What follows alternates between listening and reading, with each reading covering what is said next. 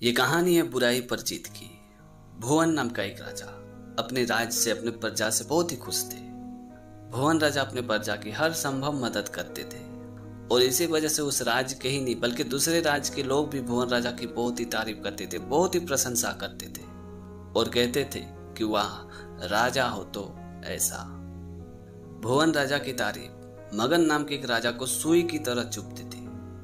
जब भी कोई भुवन राजा की तारीफ प्रशंसा करता था तो मगन राजा को बहुत ही जलन होती थी और इसी जलन और गुस्से की वजह से मगन राजा ने अचानक भुवन राज्य पर हमला कर दिया।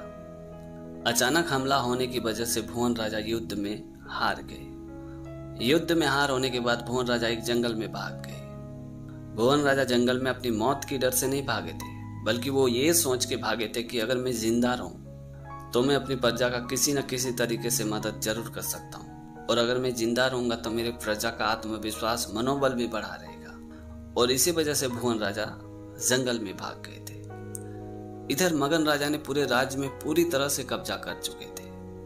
मगन राजा ने भले उस राज्य और वहां के प्रजा पर कब्जा कर चुका था लेकिन लोगों की जुबान अब भी भुवन राजा की तारीफ करते थे और इसी वजह से भुवन राजा का गुस्सा जलन और ज्यादा बढ़ गया और उन्होंने सोचा कि अगर मैं भुवन राजा को उनकी प्रजा के सामने मार दूं तो ना तो भुवन राजा रहेंगे और ना ही उनकी प्रजा उनकी प्रशंसा करेंगे। और इसी वजह से मगन राजा ने भुवन राजा को पकड़ने के लिए 100 स्वर्ण मुद्राओं का इनाम रखा था। उस इनाम को पाने के लिए कई राज्य के लोग भुवन राजा की तलाश करने लगे। उधर भुवन राजा जंगल में दर बदर भटक रहे थे, तभी वहां उन्हें एक राहगीर मिला। उस राहगीर ने भुवन राजा से पूछा कि क्या आप हमें बता सकते हैं कि भुवन राज जाने का रास्ता किधर से है। ये बात सुनते भुवन राजा ने उस राहगीर से पूछा कि आप भुवन राज क्यों जाना चाहते हो। तभी उस राहगीर ने बड़े दुखी और निराश होकर भुवन राजा से कहा कि दरअसल मैं एक व्यापारी हूँ। व्यापार में घाटा होने के कारण मेरा सब कुछ बिक गया है, बीवी बच्चे सभी सड़क पे आ गए और इसी वजह से मैं भुवन राजा के पास जा रहा हूँ ताकि मैं उनसे कुछ पैसे उधार लेके अपना व्यापार फिर से चालू कर सकूं। ये बात सुनते भुवन राजा ने उस राहगीर से पूछा कि क्या आपको यकीन है कि भुवन राजा आपको पैसे उधार ही देंगे। तभी उस व्यापारी ने मुस्कुराते हुए कहा कि मुझे पूर्ण यकीन है, विश्वास है कि भुवन राजा मुझे पैसे उधारी जरूर देंगे क्योंकि मेरे गांव के ही लोग नहीं बल्कि आसपास के गांव के लोग ये कहते हैं कि अगर भुवन राजा के पास मदद के लिए जाओ तो वो कभी खाली हाथ नहीं लौटाते और बस इसी उम्मीद और आशा के साथ मैं भुवन राजा के पास जा रहा हूँ।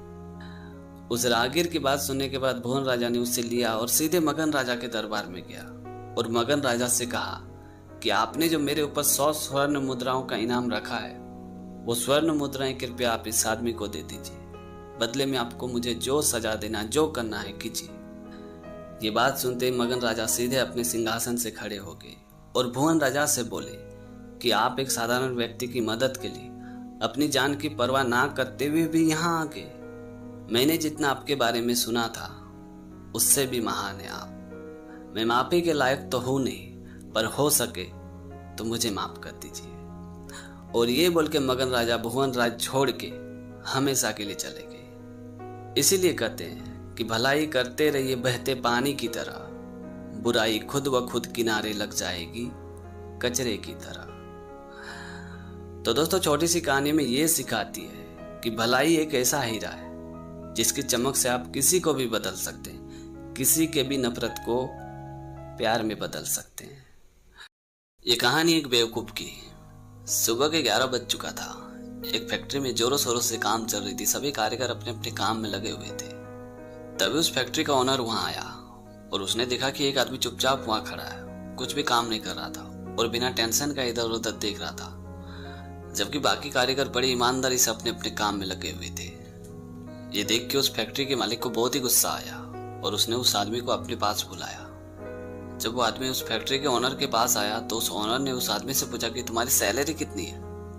तो उस आदमी ने कहा कि सर मेरी सैलरी 5,000 रुपया है। तभी उस फैक्ट्री के ओनर ने अपना पर्स निकाला और 15,000 रुपया निकालते हुए उस आदमी के हाथ में थमा दिया और कहा कि ये लो तुम्हारे 3 महीने की सैलरी। मैं यहाँ लोगों को सिर्फ और सिर्फ काम के पैसे देता हूँ, ना कि टाइम खराब करने के। अब तुम यहाँ से फौरन निकल जाओ और दोबारा कभी यहाँ मत आना।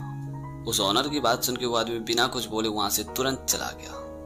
उस आदमी के जाने के बाद फैक्ट्री के ओनर ने गुस्सा करते हुए एक कारीगर से पूछा कि कौन था वो कामचोर। तभी उस कारीगर ने कहा कि साहब पिज्जा डिलीवरी वाला था, एक पिज्जे की डिलीवरी के लिए यहाँ आया हुआ था। ये बात सुनते वो फैक्ट्री के ओनर सीधे अपने कैबिन में गया और मन ही मन सोचने लगा कि अच्छा हुआ किसी ने मेरी सच्चाई जानी नहीं तो आज मैं पूरी तरह से बेवकूफ बन जाता। लेकिन हकीकत में तो वो पूरी तरह से बेवकूफ बन ही चुका था। तो दोस्तों, छोटी सी कहानी में ये सिखाती कि बगैर सोचे समझे कोई भी डिसीजन लेना चालाकी नहीं बल्कि सिर्फ और सिर्फ बेवकूफ़ी होती है। तो दोस्तों, आज की कहानी आपको कैसी लगी कमेंट करके ज़रूर बताना। और अगर आपने हमारे चैनल को अभी तक सब्सक्राइब नहीं किया है तो प्लीज़ यार चैनल को सब्सक्राइब कर देना, क्योंकि इस तरह का कंटेंट मैं हमेशा अपने चैनल पे लाते रहता हूँ। तो आज के लिए इतना ही, मिलते अगली वीडियो में एक नई टॉपिक के साथ, एक नई कहानी के साथ। तब तक के लिए जय हिंद, वंदे मातरम।